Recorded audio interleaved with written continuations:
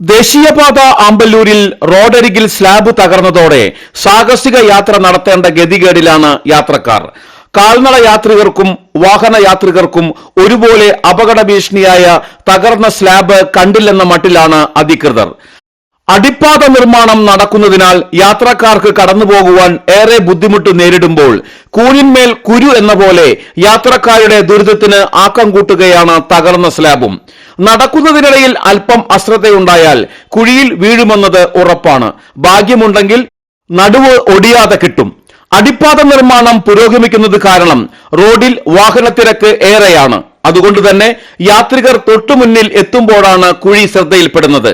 ഏറെ വാഹനത്തിരക്ക് അനുഭവപ്പെടുന്ന മേഖലയായതിനാൽ സ്ലാബ് തകർന്നിരിക്കുന്ന ഭാഗത്തുകൂടി സഞ്ചരിക്കാനാവാത്തതിനാൽ റോഡിലേക്ക് ഇറങ്ങി നടക്കാനും കാൽനട യാത്രികർക്ക് സാധിക്കാത്ത സ്ഥിതിയാണ്. പ്രത്യേകിച്ചും രാത്രികാലങ്ങളിൽ യാത്ര ചെയ്യുന്നവർക്ക് കുഴി കാണാതെ വീഴാനുള്ള സാധ്യത ഏറെയാണ്.